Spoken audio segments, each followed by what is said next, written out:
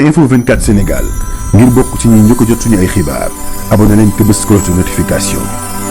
Info 24 Sénégal chaîne bi leen di jox xibaar yi wér te wóor ci tàng-tàng bi. Info 24 Sénégal. salaamaaleykum mbokki internautes yi dal leen ak jàmm ci revue des titres dañ koy daal di doore ak yéenekaay bi di Le Soleil ñëw ci coopérative agricole communautaire La Promesse des Fleurs constituée autour de fermes villageoises de 20 hectares chacune. Les CAC se positionnent comme une solution intégrée et durable. Semou Diouf di DG ANIDA daal di ne xam la ne nous avons tous intérêt à investir dans ces coopératives. L'enquête daal di ñëw ci crise politique, procédure pénale, la justice à l'épreuve. Entre le PASTEF et l'APR, la bataille politique se poursuit désormais dans les prétoires. Le traitement différencié des dossiers Azoura, Nguer et Assane Diouf relance le débat sur l'impartialité judiciaire. La justice tente de préserver son autorité dans un climat de confrontation permanente. Le quotidien daal di ñëw ci convocation et arrestation tous azimuts. Le parquet nettoie la toile. Sale temps pour les chroniqueurs et les activistes. Les Échos ñëw ci Mamadou Léopold Mbaye sur le départ de Barthélémy Diaz. Taxawu n'est ni un bien personnel ni un héritage à transmettre. Barth avait toutes les cartes en main pour conquérir l'appareil Taxawu de l'intérieur. Il aurait pu et dû mener le combat au sein des instances de Taxawu. Aucun militant sincère de Taxawu ne se réjouit de sa situation ou de son départ. Ca wet ga daal dinañuy xaatim irrégularité, ciblage sélectif, règlement de compte politique. Les avocats de Farba Ngom démontrent la procédure et les accusations. Kii di maître Omar Youm daal dina xamle ne il n'y a pas un dossier judiciaire ici, c'est une commande politique. Kii di maître Amadou Sall di wax ne le parquet a transformé une simple note de renseignement en acte d'accusation. Abdou Dialy Kane di wax ne le juge a forcé le droit pour lui coller les charges imaginaires. Sud Quotidien ñëw ba léegi ci mbirum Farba Ngom. La défense contre-attaque face à la presse yi la avocat daal dinañuy dénoncer ab dérive judiciaire ak ay violations graves des droits de défense.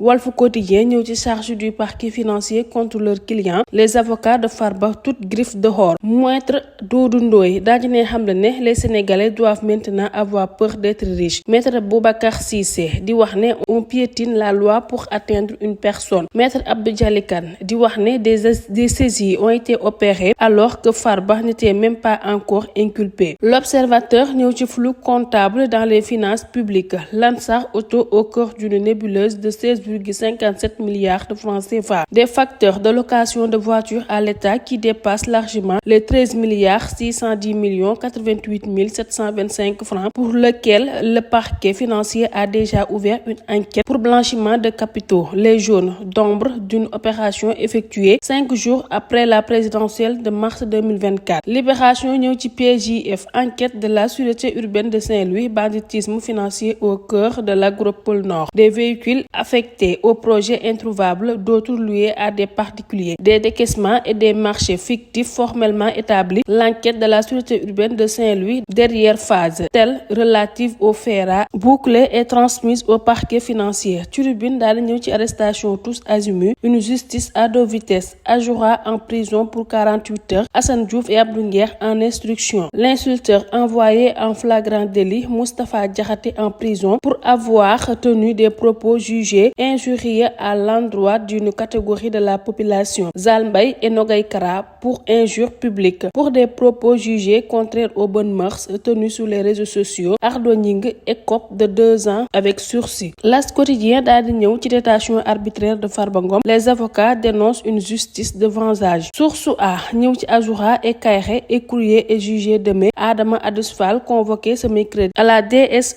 Khalifa, rappeur en route pour l'instruction, deuxième plainte contre Abdou Nguer. Agenda surbooké du PROC. L'évidence ñëw ci mbirum Farba Ngom ba léegi. La défense dénonce un vide juridique. Maître El Hadj Amadou Sall, Maître Doudou Ndoye, Maître Boubacar Cissé et Maître Oumar Youm daal dinañuy exprimer seen indignation face à ce qu'ils qualifient de procédure injustifiée et attentatoire aux droits fondamentaux. Yor ñëw ci Barthélémy Diaz et Khalifa Sall, les coulisses d'un divorce. Aba Mbaye di xamle ne les jeunes de Taxawu méritent d'être propulsés et connus. Sonko a compris qu'un leader crée des leaders. Chronique d'Albert, le déclin du leadership de Taxawu Sénégal. Vox Populi ñëw ñëw ci pool judiciaire financier. Les avocats de Farba vilipendent la procédure, commande politique, scandale, dérive judiciaire. Ils dénoncent un piétinement du droit. Maître Boubacar Cissé di wax ne les droits de Farba ont été manifestement violés. Pourquoi on ne s'empresse pas de l'entendre au fond sur les faits qu'ils lui ont reprochés? Foofu la ñuy jeexalee ak Rewmi Quotidien daal di ñëw ci mbirum Azoura Fall envoyé en prison. Moom Azoura dinañ ko daal di juger en flagrant délit niki jeudi. Son compère Kairé aussi